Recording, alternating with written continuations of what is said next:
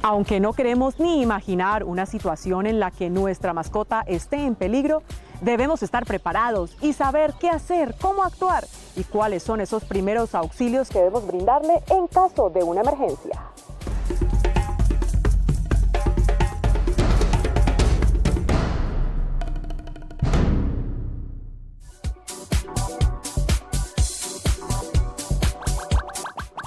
Un paciente politraumatizado es aquel que ha sufrido normalmente un accidente, bien sea por atropellamiento o porque se ha caído de un piso bien elevado.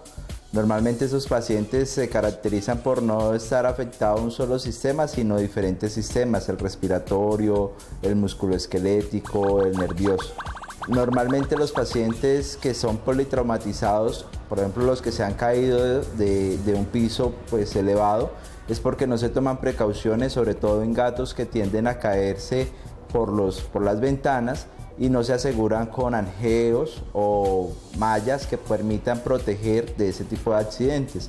Otra causa es que no existe la cultura de algunas personas saber que la mascota, el perro o el gato debe vivir dentro de la casa y si sale a la calle debe ser con collar, siempre acompañado.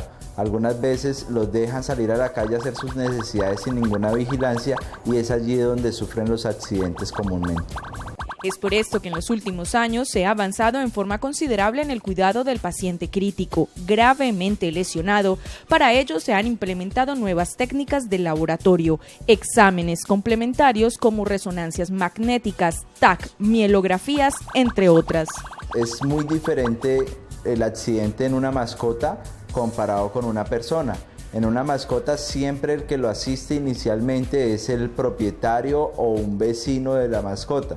Por lo tanto, lo primero es la seguridad para el que va a asistir a esa mascota durante el accidente. Verificar dónde fue el accidente, que no vaya a pasar un carro en ese momento y atropellar adicionalmente a la persona. Ojalá tomar medidas como asegurar la boca para que el paciente que está asustado, con dolor, no vaya a morder a esa persona que está llegando al sitio a ayudarlo. Y también que el movimiento sea el menor posible para esa mascota, ya que pueden tener problemas también, como sucede en personas en fracturas de columna, fracturas en cuello o fracturas en otros miembros, en costillas también, y que el movimiento puede llegar a empeorar el estado clínico del paciente. Entonces, inicialmente es eso, protegerse la persona que va a ayudar al paciente. El politraumatismo es una de las urgencias más frecuentes en la clínica diaria. Los traumatismos severos conllevan generalmente una pérdida de sangre, un daño en tejidos blandos y en estructuras óseas extensas, afectando normalmente a órganos vitales. No obstante, la presentación clínica y las lesiones varían entre perros y gatos. Normalmente son fracturas a nivel de huesos largos. En gatos es muy común la fractura en los miembros anteriores porque ellos tienden a colocarlo cuando se caen de grandes alturas, colocar sus miembros, entonces se fracturan ambas manos. También a veces se fracturan las ínfisis de la mandíbula porque a pesar que ponen sus manos se alcanzan a golpear la cara contra el piso. En perros es más común fracturas en huesos largos como la tibia, como el fémur. Y otros traumas que pueden haber es fracturas a nivel de columna, también pueden encontrarse traumas a nivel torácico con hemotórax, neumotórax o traumas craneoencefálicos donde ya el paciente tiene una gravedad mayor para él. Lo otro es, hay lesiones que son muy evidentes y que son como las más llamativas en ese momento, como lo son las fracturas, pero en realidad hay otro tipo de problemas que se pueden llegar a estar presentando y que en el momento sí pueden llegar a comprometer la vida de la mascota.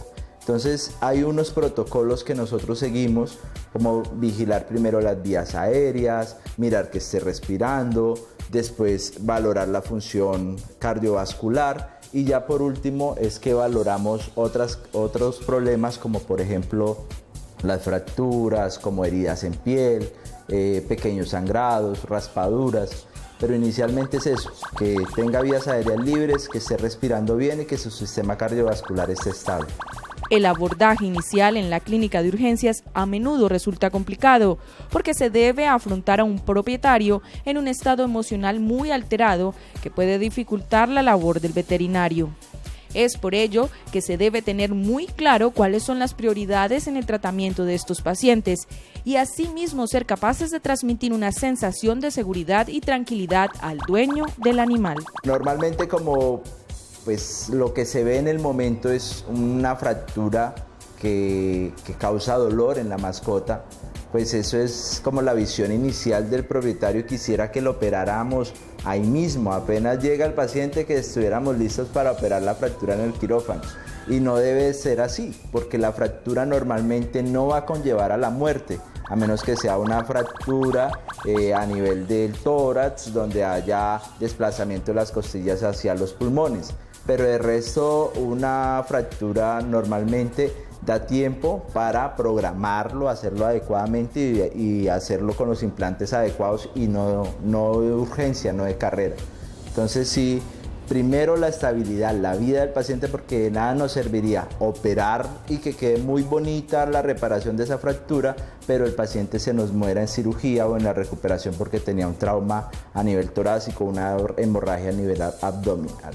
Nosotros normalmente acá recibimos ya de otras clínicas el paciente que viene con fracturas a nivel de huesos largos o con fractura a nivel de la columna, y pues hacemos diferentes tipos de cirugías dependiendo de qué es lo más indicado para ese paciente, porque pues ustedes saben que las mascotas varían desde un tamaño mínimo hasta pacientes de 75 kilos, o según también el lugar donde vivan, porque no es lo mismo un paciente que vive en un apartamento a un paciente que vive en una finca con otros perros, y pues va a necesitar otro tipo de procedimientos. Entonces todo eso lo evaluamos.